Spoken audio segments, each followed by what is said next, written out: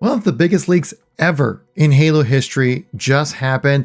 And while it seems pretty cool, right, to have a chance to get into some of this information, I think ultimately it's going to be more detrimental to the community and its engagement with Halo Studios moving forward. In case you didn't know, there was a massive 90 gigabyte Halo leak that reveals dev builds, internal documents, tools, and unreleased content for Bungie's original trilogy and more. And more is a bit of an understatement right there. Like, we're talking the Omaha early build of Halo Reach, literally a playable version of the Mac World early access before Halo C was even Halo CE at the time, demo for you to jump in and play around with, and even the cut level from Halo 3 that I think most of you out there who have been up to date with all the Halo stuff that's been going on know about it.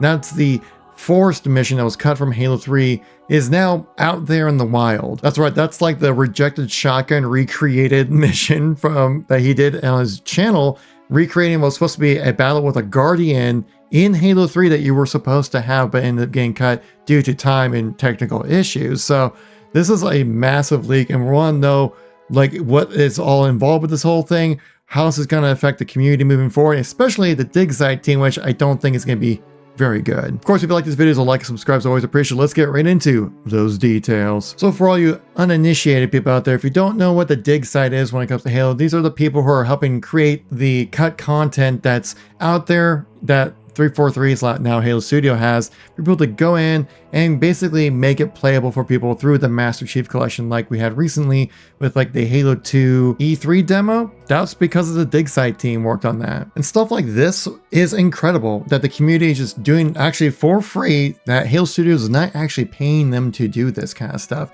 This is just community driven, people who have access from the stuff from Halo Studios. They give them the access to be able to create these things and make them playable for people to jump in and just experience this kind of stuff, which is literally just like kind of crazy that these people are working this hard to be able to make the stuff playable and not even getting any form of payment out of it. Of course, you do have like a little bit of the connections, right? You get something like a bit of a resume booster you can put on there if you want to be getting into game development. This is a great way to do that. But it looks like this kind of stuff is not really going to be happening, well, anymore after today, because of this massive leak is a huge security risk for one, Halo games, because this also can be used for nefarious reasons for you cheaters out there who like to, you know, ruin the fun for everybody. But also, I think also detrimental to the community as a whole. So what exactly got leaked out to everybody? Well, specifically, like internal documents revealed in the leak included detailed campaign overviews, mission descriptions, and environmental design documents from the original trilogy. And there's actually like a manifesto that came with all this leaked information. So it's like the person who leaked this out planned to do it, but it did it in such the nerdiest way possible, because what they did, they put it in a README doc, and it's in the style of a conversation from Deus Ex, basically in character for way you want to say it. The reason why they decided to leak out this information for people to go into it, there is a bit of resentfulness to Microsoft as well as Halo Studios, but I think it's more to Microsoft, just because they weren't getting paid to do this kind of work, right? There was a lot of stuff that they were doing for free because they just love Halo. And this image comes from one of the people part of the digsite team right here, just kind of showcasing like, okay, well, this is what's out there right now. Same from the recent people who did leave the digsite team. They were not responsible for this leak and clearly stated that the files are legit. There's no actual threats to be found in here, but I think the big thing they posted right here was a screenshot from the digsite Discord. And that's from one of the people who are running it saying, sigh. Well, enjoy folks, as there will almost certainly no longer be any further work of this kind. Because yeah, it's a major security risk for having this kind of information just leaked out to the public and for people to just kind of do what they want. This is why I was saying earlier in the video that I think this is actually more detrimental to the community rather than a positive thing. Because yeah, you get all these really cool bits of information, all these cool little leaks and stuff like that, right? Like in moving forward in this document, like you had like the Forerunner City leak right here. Like this is what the Forerunner City was supposed to look like, I think in Halo 2 or was it in Halo 1? And we've seen this exact image as concept art, but never actually in game, which is just crazy to think of, just looking at this. And of course, like I showcased earlier, the early access of Halo Combat Evolved before it was Combat Evolved.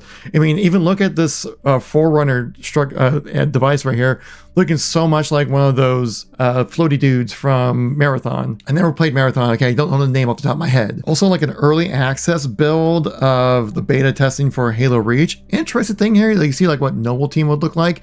Who's this guy? Wearing a hood, he has like a glove that's like made out of metal or something. Maybe Reach was supposed to be kind of some mystics involved with it. Maybe the mystics from Halo show or an actual thing that's supposed to be in Halo. Oh God, I hope not. But it's like all this kind of crazy stuff right here, like early access alpha builds of Halo 2 right here as well.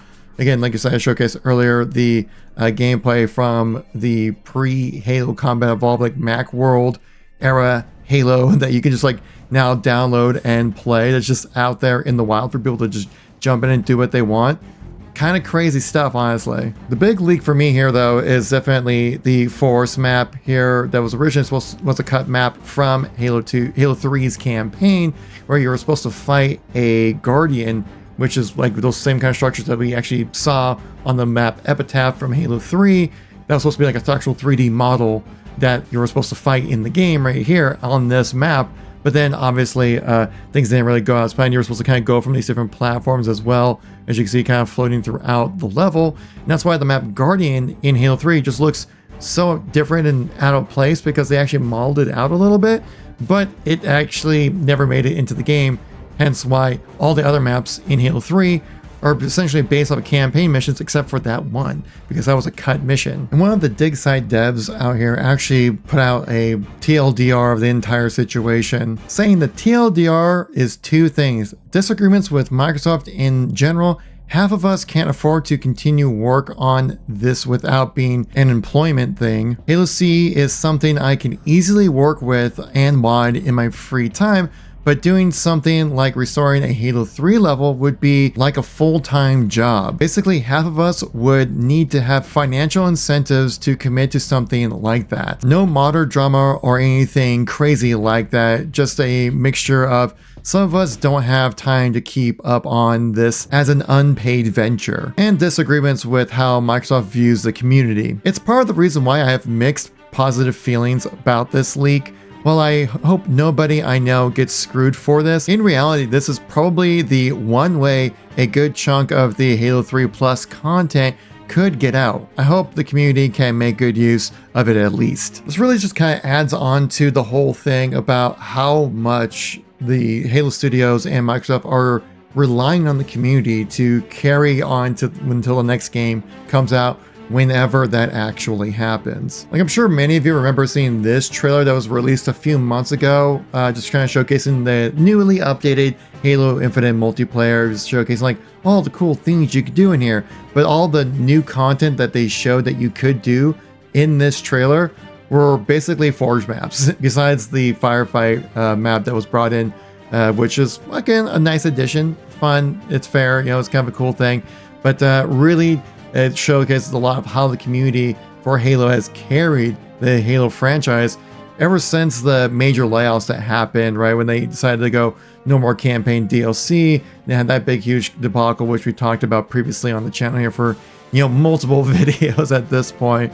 But it's like, you see how Halo Studios and Microsoft rely so heavily on the community to keep this game up and running, to get people excited to jump in and play Halo. It's all community driven. We haven't really seen anything that's been dev created for over a year now at this point, for quite some time. I think the last major update we had was like Season 5 for Halo Infinite. After that, it's been pretty much just all community driven, which I'm glad there's plenty of highly skilled community members out there who are able to provide us all the kind of content that we want in Halo, right? The different modes, different maps, and things like that. Phenomenal job on their end. It's kind of insane that they're able to carry this game this hard, but I mean, that's what the benefit of having such a robust Forge feature, right? But like, it just hurts to see that like most likely we'll never see any kind of content like this or any kind of teams like this built to work on Halo ever again, unless you have some insane NDAs where it's like, if any of this information leaks out, we're all going to jail or something. Though the one positive is maybe we'll have the force map from Halo 3 be able to be playable in the game. That would be cool. But again, like, I think ultimately this is more detrimental to the Halo community rather than a positive thing. If you guys like this type of videos, like, subscribe is always appreciated. I'll catch you on the next one. Peace out.